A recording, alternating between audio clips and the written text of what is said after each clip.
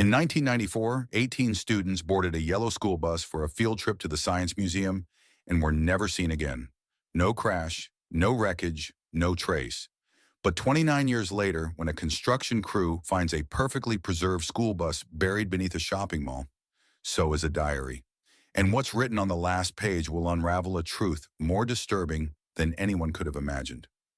Before you watch, hit that subscribe button, because this story will change how you think about field trips forever.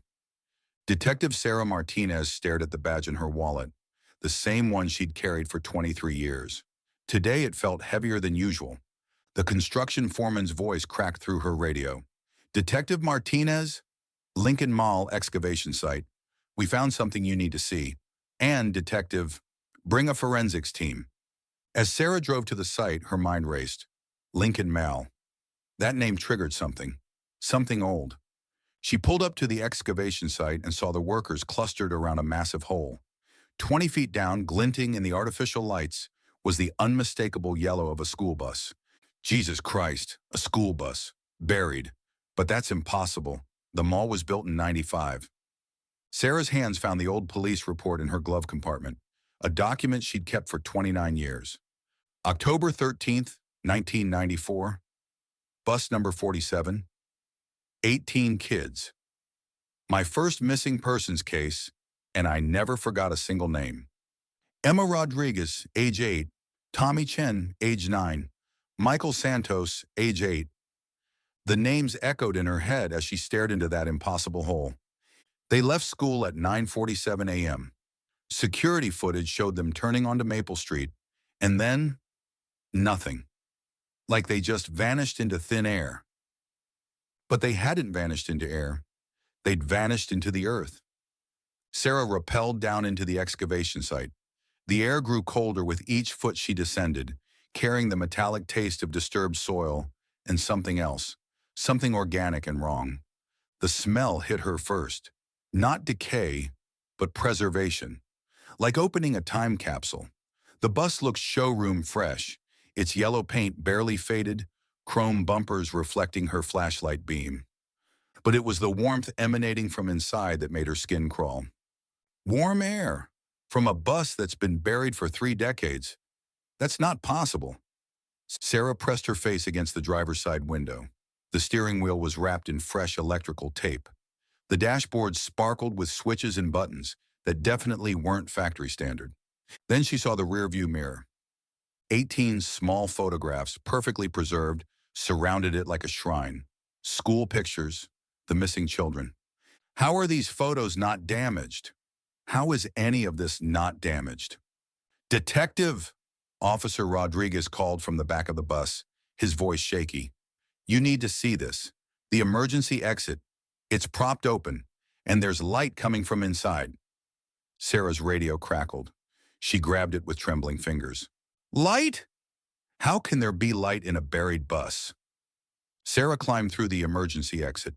The air inside was not just warm, it was humid, living, like breath. The back half of the bus had been converted into something that looked like a command center. Monitors lined the walls, most still powered on, casting an eerie blue glow. And covering every surface were photographs.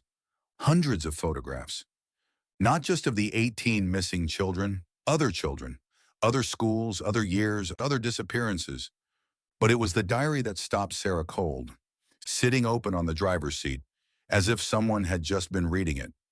The page was dated 3 days ago, and the handwriting belonged to a child.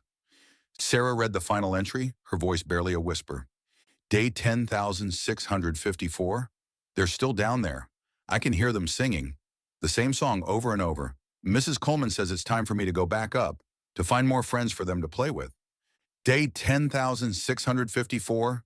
That's 29 years worth of days. Someone's been counting. Someone's been alive down here." She flipped through the earlier pages. The handwriting told its own story, starting with the shaky letters of a 3rd grader, gradually maturing, becoming more sophisticated, then in the final entries, deteriorating, becoming something else entirely. "Detective Martinez." Officer Chen's voice was tight with fear. "We found tunnel entrances, 4 of them leading away from the bus. And ma'am, they're maintained. Recently, tunnels, of course there are tunnels. Tommy's been moving around down here for 3 decades. But how? How does someone survive underground for 29 years? Sarah kept reading, her flashlight beam dancing across pages of impossible documentation. Day 3847, Jenny from Roosevelt Elementary joined us today. She cried for her mommy at first, but now she's learning the song. Day 7291. The man in the white coat says I'm special because I'm the only one who can go back to the surface. My body adapted, he says. Lucky me. Sarah froze. Row, row, row your boat, drifted up from somewhere deep below the bus. That's impossible. That's absolutely impossible. All units, this is Detective Martinez. I need a full SWAT team down here. Now and get me the architectural plans for every building in a 6-block radius. Detective, what exactly are we dealing with down there? Sarah looked at the final entry in Tommy's diary. Day 10,654. I can hear them calling my name from the deep places.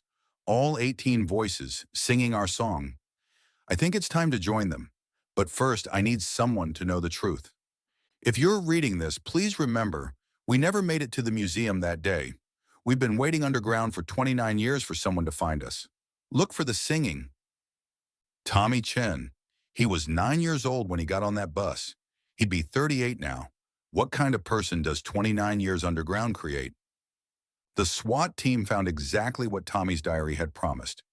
4 tunnel entrances, each meticulously carved, each leading deeper into the earth beneath the city. But the tunnels weren't empty. The air in each passage carried the same impossible warmth, the same humid breath-like quality. And from the deepest tunnels came the sound that would haunt every officer present. Children singing, row, row, row your boat. Detective, we've gone down 3 levels. The singing gets louder, but when we follow it, it stops. When we turn back, it starts again, Sarah finished. I know. They never found Tommy Chen. They never found the 18 children from Riverside Elementary. What they did find, scattered throughout the tunnel system like breadcrumbs, were belongings. Backpacks with names matching missing persons, reports from 1987 to 2019. Lunchboxes, toys, and carved into every tunnel wall, the same message repeated in Tommy's evolving handwriting. We never made it to the museum. 32 years on the force, and this case will be the one that retires me.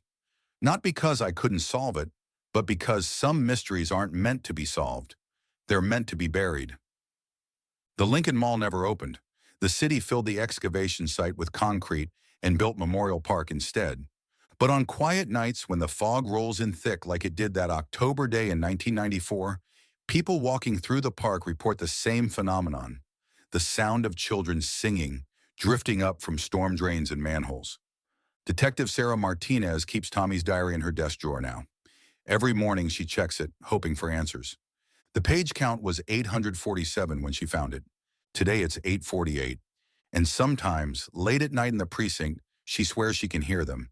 18 voices singing the same song, waiting for someone to find them in the deep places beneath the city. If you know of any missing children cases that might be connected to underground tunnel systems, leave them in the comments below. And if you're ever walking through a park at night and hear children singing from below, maybe just keep walking.